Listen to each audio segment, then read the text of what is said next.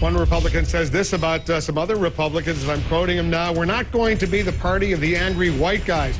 Why is Senator Lindsey Graham saying that? Let's talk about that and more with our senior political analyst, Gloria Borger, Republican strategist Kevin Madden, our senior political correspondent, Candy Crowley, Ariana Huffington of the HuffingtonPost.com, and Republican Congressman Ron Paul. He's here in the Situation Room. Congressman, thanks very much for joining us and the entire panel. I'm going to play the little clip of Lindsey Graham. He was in South Carolina, Congressman Paul. He was heckled by some of your supporters, and this was the exchange. It's hard to hear, but we've got the words up on the screen as well.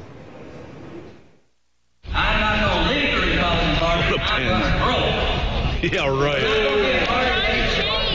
Ron Paul will grow it. Ron Paul will grow it.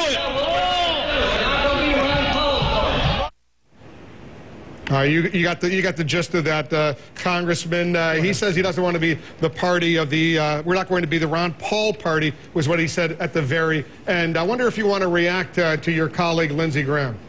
Well, my first reaction would be, what does he have against the Constitution? The supporters I have support me because I'm a traditional conservative and I defend the Constitution. I place every vote I cast depending on the Constitution. Somebody should ask him, what does he have against that, and why does he vote for TARP funds and the bailout funds and carry taxes and all the big government things?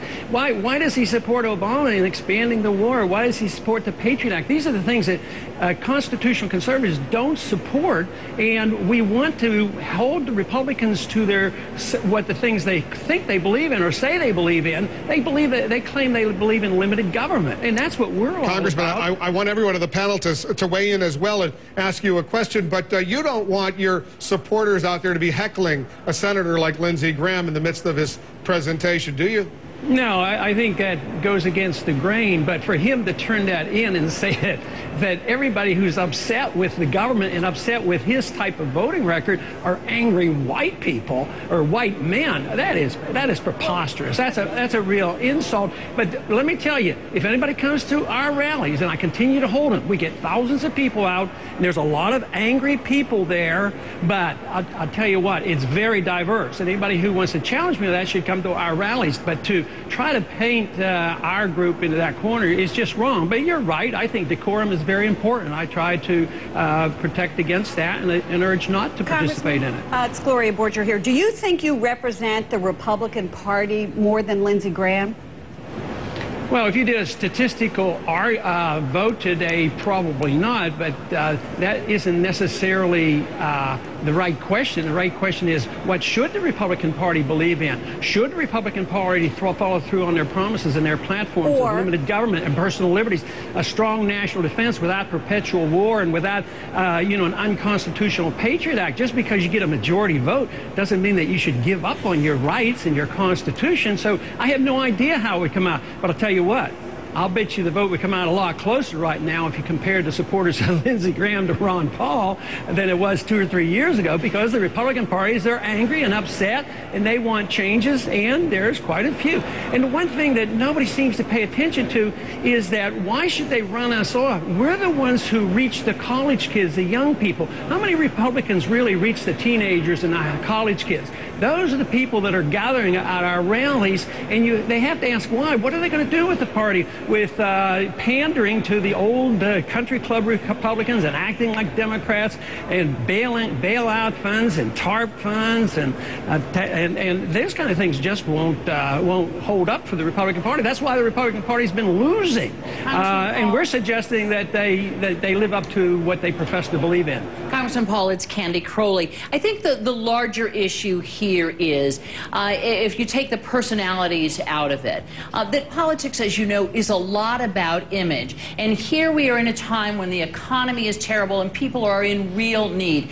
We are in 2 wars with American lives at stake, and that requires the federal government to take some action and spend some money. Does it not look, and has the Republican Party now, yourself and others, not become vulnerable to the imagery at least, of the party of no money for this, no money for that, no money for that? And how do you change that image? Well, we'd have to change your questioning. This idea that we're a party of no, or we represent no, we represent free markets, sound money. Take, for instance, our bill that we have pushed and I've introduced to audit the Fed to get to the bottom of this. This idea that you preface your question by saying the government, the Congress has to do something. Well, it's because the government has been spending too much, borrowing too much, printing too much, interfering too much, regulating too much. So maybe the government ought to be doing a lot less. But I have every single Republican in the House of Representatives supporting my bill. And there are 30 senators also support this bill, and 125 Democrats in the House support this bill. I would say that is doing something, getting to the heart of the matter. Right. Trillions of dollars by the Fed being spent, and there's no auditing. Hold your thought for a second. Ariana is going to come into this conversation in a moment. Congressman Paul, don't go away. Kevin Madden is here as well. We'll continue our conversation. We're just getting started with Congressman Ron Paul and the best political team on television. We'll be right back. Back with the best political team on television, and Congressman Ron Paul of Texas. Ariana Huffington is here as well from HuffingtonPost.com. Ariana, I want you to get into this conversation with Congressman Paul. This is your chance to ask him a question. You've heard his point, and he makes some really passionate arguments. Yes, Congressman Paul, you mentioned the bill that you have co-sponsored with Congressman Alan Grayson, a liberal Democrat. Also on Afghanistan, you are basically in agreement with another liberal Democrat, Senator Russ Feingold. So do you think that it's becoming obsolete to keep looking at American politics through this filter of right versus left, when on so many critical issues there are many strange bedfellows these days? Oh, I think you're absolutely right. I try to avoid it all the time. I sometimes resent it when they call me a right-winger, or somebody else goes and calls somebody else a left-winger. I look at intervention or non-intervention as a general principle, whether it's overseas, in our personal lives, or in the economy. But the thing that should bring us together is our Constitution. And the Constitution does. If you believe in the Constitution and follow it, lo and behold, you believe in civil liberties. You don't want to run people's lives. You don't have the authority to police the world and run the world.